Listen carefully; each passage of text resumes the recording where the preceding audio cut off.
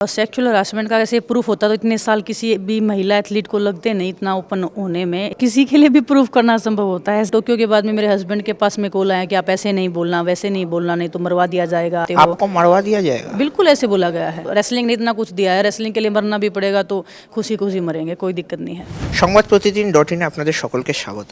আজকে আমাদের সঙ্গে রয়েছেন বিনেশ ফোগাট, ভারতীয় ক্রীড়া জগতের এক অনন্য নক্ষত্র। विनेश जी, फर्स्ट क्वेश्चन मेरा आपको, अभी आप सेशन में बोले आपका खिलाफ जो आरोप लगाया गया है उसको बोल रहे प्रूफ करने, लेकिन वो तो असंभव है, वो प्रूफ करना असंभव है, आपकी राय? वो किसी के लिए भी प्रूफ करना संभव होता है। ऐसे कोई अगर किसी के साथ में कुछ भी गलत होता है, किसी भी फीमेल एथलीट के साथ में या नॉर्मल जो भी फीमेल होते हैं, अगर आप मार्केट जा रहे हो या किसी भी पब्लिक प्लेस में जा रहे हो तो क्या कुछ होता है, वो वीडियो थोड़ी बनाते हैं। वीडियो बनवाने के लिए थोड़ी कोई कुछ करता है, अगर सीसीटीवी कैमरा होता है उसमें आ जाता है, लेकिन बंद कमरे में अगर कुछ हो रहा है तो वो कैसे आप उसको कैप्चर कर सकते हैं? अगर वो कैप्चर कर लिया तो वो तो मूवी हो गया ना, वो कोई हाँ, तो वो सेक्सुअल हरासमेंट थोड़ी हुआ है उस चीज़ का। तो उसको ऊपर प्रूफ करना मतलब एक मानसिकता ये दर्शाता है हमारा कि हमारा मानसिकता महिलाओं के प्रति कैसा सेंसिटिव है, कितना हम उस चीज़ को सीरियस ले रहे हैं। और ऐसा अपना इतना बड़ा देश है, अगर महिलाओं के साथ में अगर इस चीज़ का अगर बिहेव होता रहेगा तो डेफिनेटली कोई भी महिला, हम जैसे एज ए एथलीट हम इतना अचीव करने के बाद में जब हमारी एक वॉइस है, अगर हम सामने आए, हमसे ऐसी चीज़ें हो रही हैं, हमारे साथ ऐसा बिहेव हो रहा है, तो जो भी नॉर्मल जो फीमेल होगी अगर वो कैसे बोलेगी? उसके अंदर तो फिर उसको तो कुछ भी, उसकी तो आवाज़ भी नहीं है, उसकी तो कोई सुनेगा भी नहीं। तो वो एक अवॉइड होना चाहिए या उसके ऊपर ध्यान देने की ज़रूरत है। अगर हमें अपनी कंट्री को आगे बढ़ाना है तो फीमेल को तो सपोर्ट करना पड़ेगा इमोशनल लेवल पे भी। और अगर जो भी फीमेल कुछ बोल रही है तो उसका ऐसा नहीं है कि उसको प्रूफ करने के लिए बोला जाए हर बार। डेफिनेटली आप प्रूफ मांगिए, लेकिन उससे मांगिए जिसके खिलाफ में आरोप हैं। आप पुरुष से क्यों नहीं मांगते कि आप अपना सर्टिफिकेट दीजिए कि आपने कुछ नहीं किया? क्या वो प्रूफ दे देगा? उससे लीजिए ना, हम क्यों प्रूफ दें? लेकिन दूसरा कुछ आरोप हो तो प्रूफ तब भी कर सकते, लेकिन सेक्सुअल हैरेसमेंट का तो कोई सबूत नहीं होता है। तो इसी बारे में ये आपको जो पूछा गया है उसके बारे में आप कुछ बोलिए। अगर कोई सेक्सुअल हरासमेंट का ऐसे प्रूफ होता तो इतने साल किसी भी महिला एथलीट को लगते नहीं इतना ओपन होने में इसलिए लगे क्योंकि आपके पास कोई प्रूफ नहीं है। दूसरा, हमारे साथ इतना मिसबिहेव होगा, हमें पता था कि अगर हम बोलेंगे तो हमें ही गलत ठहराया जाएगा। तो वो जो एक नज़रिया है महिला को देखने का, महिलाओं के बारे में सोचने का, वो चेंज होना चाहिए। तभी हम ग्रो कर सकते हैं, तभी हम उनको कॉन्फिडेंस दे सकते हैं कि हाँ, आप जो बोल रहे हैं हमें उस पर विश्वास है। और सामने वाले को बोलो कि आप प्रूफ लेके आइए कि आपने उस दिन ऐसा नहीं किया था।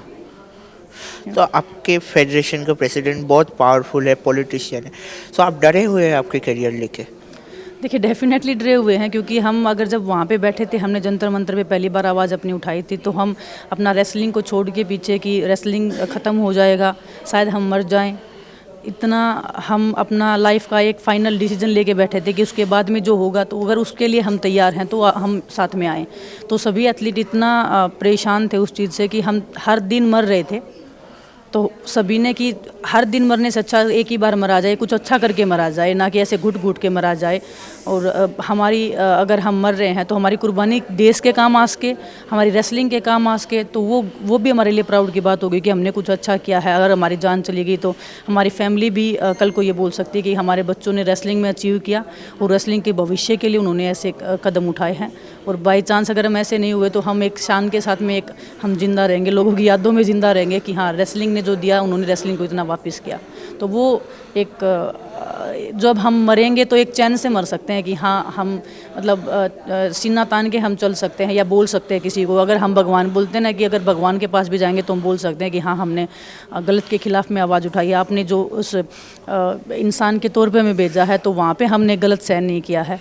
और आगे जो भी होगा देखा जाएगा, लेकिन वो इतना सब सोच के हम बैठे थे। और डेफिनेटली डर है क्योंकि अभी इतने पावरफुल इंसान के साथ में अगर आप टक्कर ले रहे हो, वो पॉलिटिकली आप वो स्ट्रॉन्ग है, उनको कोई हिला नहीं सकता है। पैसे में हम तो उनके आसपास भी नहीं हैं, लेकिन हमारे पास एक चीज़ है, हमारी विल पावर है, हमारी सच्चाई है।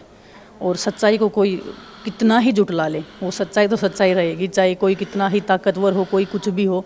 लेकिन सच्चाई अगर एक इंसान भी बोलेगा तो भी वो झलकती है। आपकी आंखों में ही सच्चाई झलकती है, आपको प्रूफ देने की और उसको प्रमाण करने की ज़रूरत नहीं पड़ती।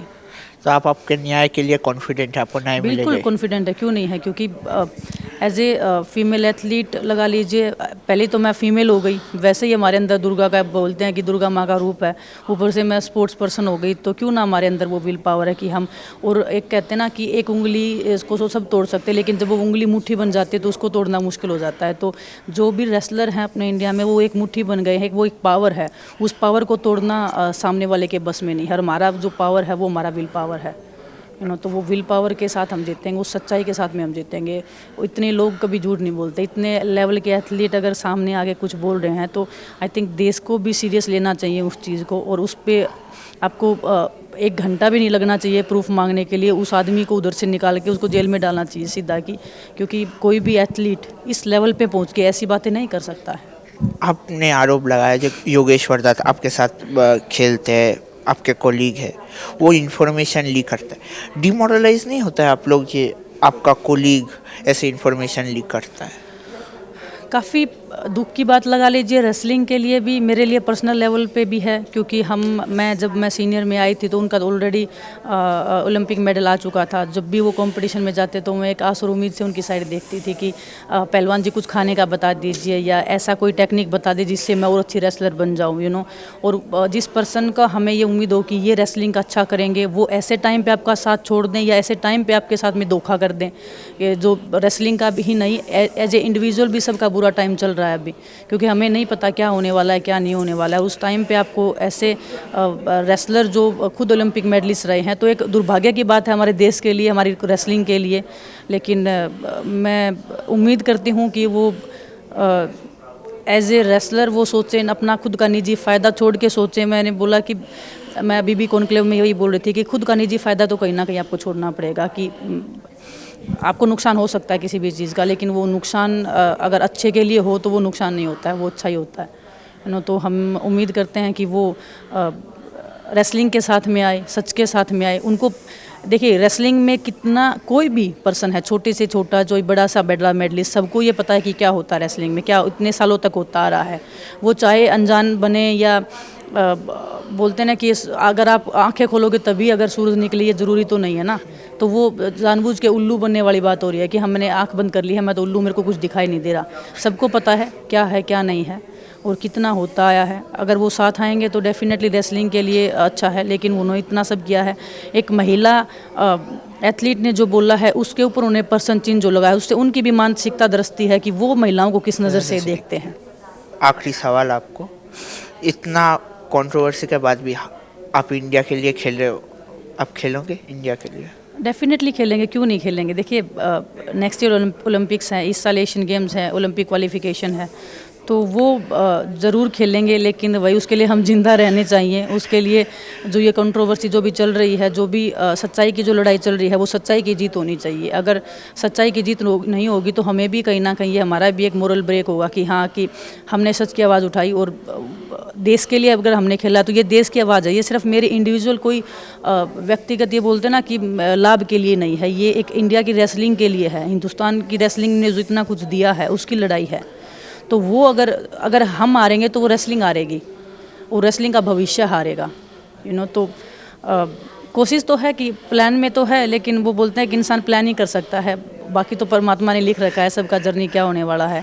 लेकिन उम्मीद के साथ में, होप के साथ में हम चल रहे हैं कि हम जितना हो सकता है टाइम मिलता है ट्रेनिंग कर रहे हैं, लेकिन मेंटली डिस्टर्ब डेफिनेटली हो रहे हैं। बट वही कि एक मोरल है हमारे अंदर कि इतने सालों तक हम इतिहास भी पढ़ते आए हैं, हमने जितने भी हमारे जो गॉड्स हैं उनकी जो हमने स्टोरियाँ सुनी है, तो वो की सच्चाई कभी हारी नहीं है। तो एक दिन तो रावण का भी घमंड टूटा था, तो शायद जो ये लोग ऐसा सब कर रहे हैं तो उनका भी एक दिन घमंड टूटेगा। और वो जो एक मानते हैं कि ये हमारी फैमिली की जागीर है रेसलिंग, तो वो उनकी जागीर नहीं है। ये उनको समझना पड़ेगा, सोचना पड़ेगा, एक्सेप्ट करना पड़ेगा।